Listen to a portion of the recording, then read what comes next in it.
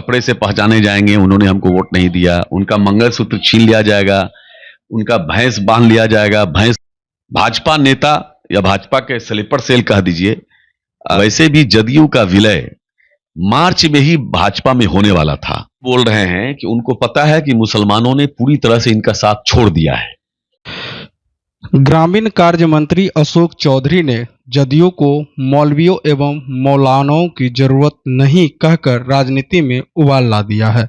राजनीतिक हलकों में इस पर तीव्र प्रतिक्रिया हुई है। तापमान लाइव से खास बातचीत में राजद के विधान पार्षद कारी सोहेब ने जदयू पर जबरदस्त पलटवार किया है। कारी सोहेब ने क्या कुछ कहा है, सीधे तौर पर सुनिए।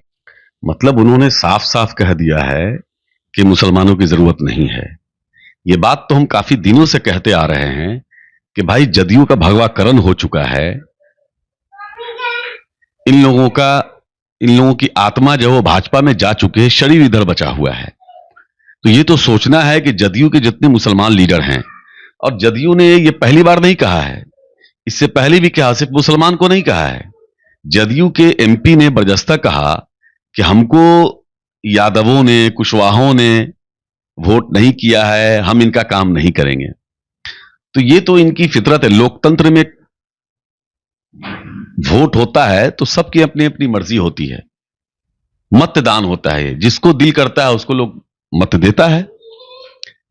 लेकिन सरकार जब बनती है तो चुनी हुई सरकार सबकी होती है, किसी एक व्यक्ति की या एक समुदाय की या जो वोट दिया उसी की नहीं होती है। लालू जी, राबड़ी जी ने या देश के अन्य मुख्यमंत्री या प्रधानमंत्री जो भी हों, इससे पहले, इस सरकार से पहले 14 में जो आई है, इससे पहले भी बहुत सारी सरकारें रही हैं। किसी ने ये नहीं कहा है कि वो कपड़े से पहचाने जाएंगे, उन्होंने हमको वोट नहीं दिया, उनका मंगलसूत्र छीन लिया जाएगा, उनका भैंस बांध लिया जाएगा, भैंस खोल लिया जाएगा। इस तरह का भाषा कभी किसी सरकार ने नहीं किया है। और इस तरह की भाषा बोल करके आप सीधा सीधा संविधान पर हमला कर रहे हो। ये पूरी तरह से संविधान के खिलाफ है। और इस तरह की भाषा बोल करके जो भाजपा के लोग, जदयू के लोग हैं, तो ये भाजपा के लोग लेकिन जदयू में हैं, भाजपा नेता या भाजपा के स्लीपर सेल कह दीजिए, ललन सिंह जी हों या संजय झा जी हों, किस तरह का भाषा बोला इन्होंने। आप स्लीपर सेल क्यों कह रहे हैं उनका? भाजपा नेता है ये लोग, जदयू में है लेकिन भाजपा नेता है ये लोग। हम तो कह ही रहे हैं, आज से नहीं कि हम काफी दिन से कह रहे हैं। इन लोगों का काम है कि किस तरह से एक समुदाय को जलील करना। अब तो सोचना जदयू के उन मुसलमान लीडरों का है, या मुसलमान ही नहीं, उन तमाम नेताओं को सोचने की जरूरत है जो संविधान पे थोड़ा भी उनको यकीन है। उनको जदयू में एक मिनट भी बना रहना यह बहुत ही दुर्भाग्यपूर्ण है। उनकी जमीर, उनकी अंतरात्मा इस बात की इजाजत कैसे दे रही है कि वो जदयू में बने हुए हैं। शायद ऐसा भी हो सकता है कि अंदरूनी तरीका से ये बोल दिया गया हो कि आप लोग सुरक्षित रहिए, आपके लिए हम अलग से व्यवस्था करेंगे। किनके लिए अलग से व्यवस्था करेंगे? आप जो कह रहे हैं कि जो भी मुस्लिम लीडर अभी जदयू में, नहीं तो ठीक है। अब कोई अपने अंतरात्मा को बेच करके और अगर रह रहा है तो इसका तो कोई जवाब ही नहीं है। कंधा कौन देने जाएगा उनको? समाज के लोग इसका हिसाब लेंगे ना।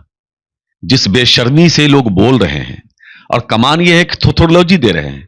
एक जदयू के एमएलसी को मैं सुन रहा था, एक इंटरव्यू में एक चैनल को वो दे रहे थे कि अमित शाह ने समझा दिया है, लोग समझ गए हैं, कानून लागू होगा। अरे भाई, आपको अपने उलमाओं पर, जिन्होंने आपका निकाह पढ़ाया, जो आपके बच्चों का निकाह पढ़ाएंगे, जो आपके पूर्वजों का, आपके रिश्तेदारों का जनाजा पढ़ाया होगा, फिर आपका भी पढ़ाएंगे, उन पर भरोसा नहीं है। देश के संविधान पर भरोसा नहीं है। साफ आप चले जाइए, अनुच्छेद 26 में धार्मिक स्वतंत्रता की आजादी है, उस पर आपको भरोसा नहीं है। लेकिन अमित शाह ने जो बोला और पार्लियामेंट में खड़े होकर झूठ बोला कि हमने जो 2 गैर मुस्लिम को डालने का जो बात कहा था वो निकाल दिया, उस पर भरोसा है इनको। तो देखिए, जब गीदड़ की मौत आती है तो शहर की तरफ भागता है, वही हाल है। वैसे भी जदयू का विलय मार्च में ही भाजपा में होने वाला था, किसी कारण से वो रुका। हमारी ये आपकी भविष्यवाणी है या भविष्यवाणी नहीं है, मेरी जानकारी है। बहुत महत्वपूर्ण आदमी भाजपा के या उस संघ से जुड़े हुए लोग थे जो हमारे उनसे बातचीत हुई थी एक जान पहचान के कारण। तो ये उन्होंने बताया था, डेट भी बताया था, मार्च के फला डेट को मैं 10 MP के साथ और फला फला लोगों के साथ भाजपा में ज्वाइन कर जाएंगे, विलय हो जाएगा, जदयू बच जाएगी, वो खत्म हो जाएगी, शिंदे वाला हाल होगा। तो उस पर जब नहीं हुआ उस डेट को, तो मैंने पूछा कि भाई आपने कहा था, नहीं हुआ? कहा कि नहीं, कुछ ऐसी बात हो गई, कुछ ऐसे बयानात आ गए जिसकी वजह से भाजपा को रुक जाना पड़ा और भाजपा ने यह तय किया है कि चुनाव तक इनको किसी तरह ढो के चलना है। तो मैंने कहा चुनाव के बाद आप लोग मुख्यमंत्री नहीं बनाएंगे नीतीश जी को? तो हंसते हुए उन्होंने कहा कि अब तो चुनाव के बाद में क्या होता है नहीं होता है खोल के नहीं बोला। कहा कि चुनाव के बाद क्या होता है, हम बोला मुंबई, तो हंसने लगे, महाराष्ट्र तो हंसने लगे। तो ये सारा प्लान सेट है। और वैसे भी जदयू कभी सेकुलर नहीं रही है। सेकुलरिज्म का मतलब ये नहीं होता आप किसी का काम कर दिए तो सेकुलर हो गए।